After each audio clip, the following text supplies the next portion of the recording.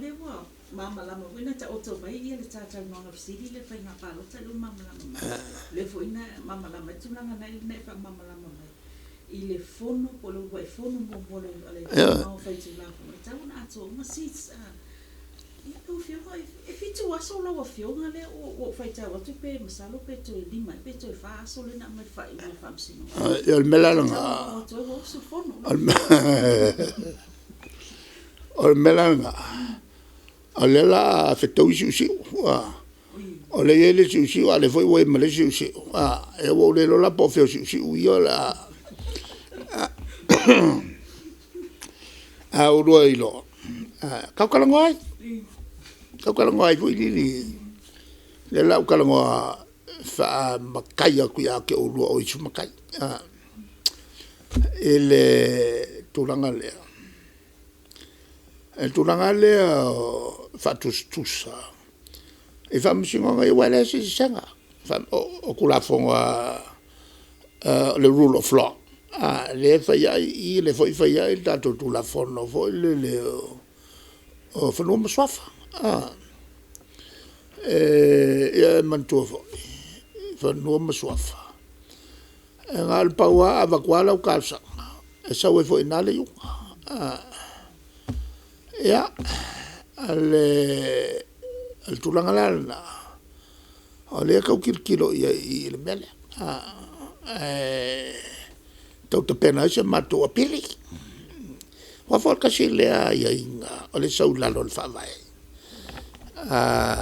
ai tauna le sau lalo le fawai a fi o mai mele e ngo le rule of law a lua ku wa kokongo kuile il va msino mo e la va ngo ko lo ko fofo ngo ku ia wa ka eile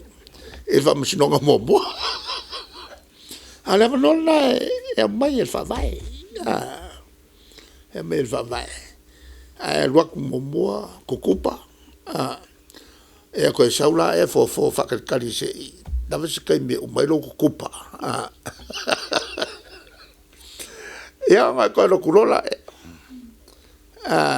o ma fai nga fai sokala ia fai lola o tal sanga pil aya kus ka uma ia le saulalo o aya sfumultas le kongo mo fundamental rights le sau tono fa vai a inga fai vai fai ka ko maku uma mai tatu tu malo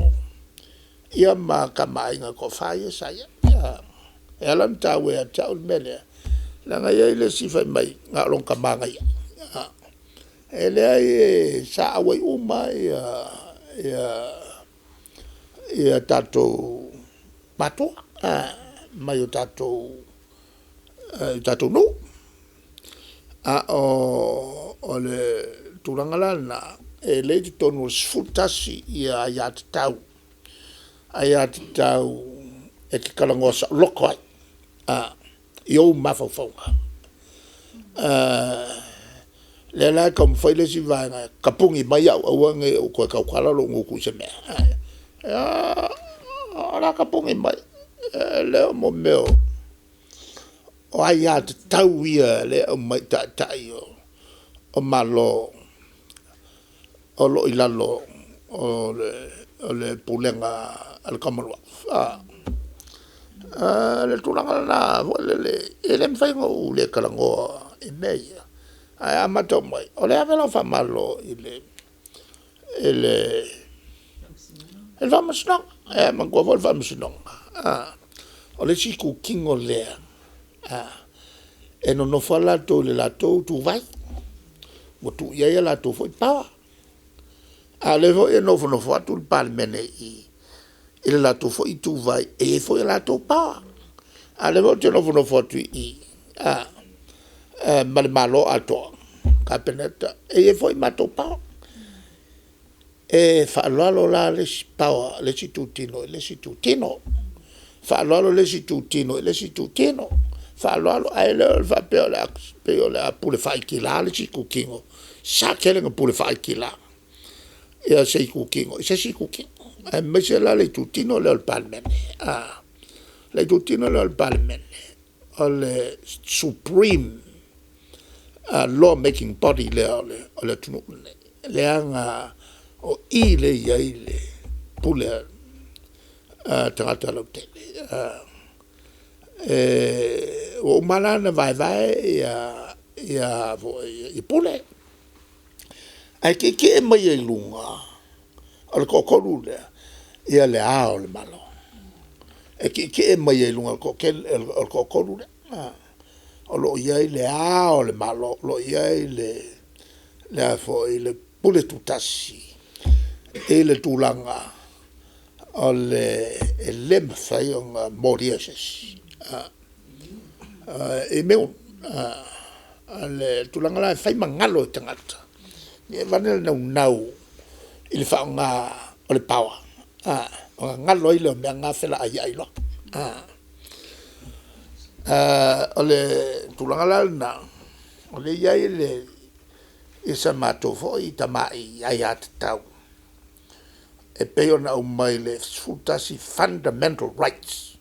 le ko kongo le fa vai ya wane ngalo a exercise lo le pule ai tutino ye to fa vai ke wa la tua oi la tua oi la ngoi ngai a wala kwai ya mo meo ai at tau sangai ai e uia la me la langa o te makwavi ia le function sili male famsno il tosio sia la tu pitolao il fatino ino o le ungala le tono te matai tau ona iai e tono al palmen ale fe mai fa ia ka kau on ka mai ka on fa au su le fono al palmen ia to saulo ma le vai ngalua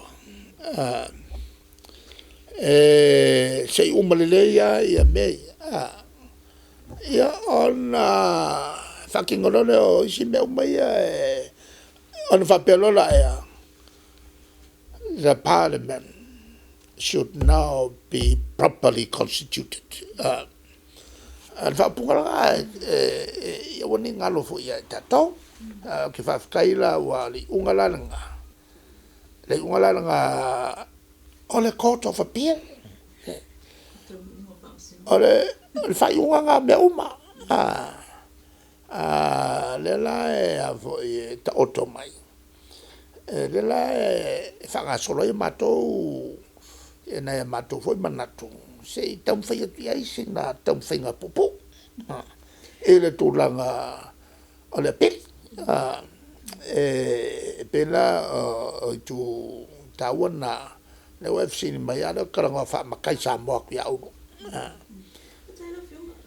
manino le tali fo ian malo tu sai fo i male fiti waso le sa tu fo ile tauna sina la fiona le la mata o tu le ufa ma vai le fiona ya le utale ti male vai o se sweet mai ta lo mine e uno fa popo nisi no fo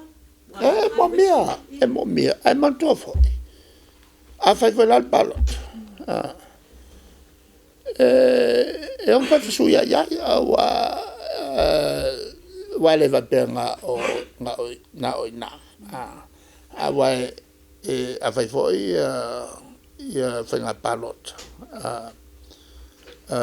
ta pela o ia se yuri ia ko fai foi fenga palot nga e ko fisu ia fenga bana la nga ka wo kelele unga le volele le na mai el court of appeal le mele si ulale na luela le ngala na mai tala tuan na fia le la ta mai ai kwa mangingoa o ke fa kai le court la tu mai illegal unconstitutional o fasa moi sori ku la fongo bawa a mai se ole makua sori pala ai o fa mai ya oila a foi oila ki ye le sol ku la fongo le makua makuya le sori fa vai sol ku la fongo mai kongo sau tono al famsino e ka sin ma fa alo ko lo lim konga vale ele tau al fai unga wa mai wale alo al famsino menga le o ke fa ko o te mutu a fa alo ngi tele le unga al famsino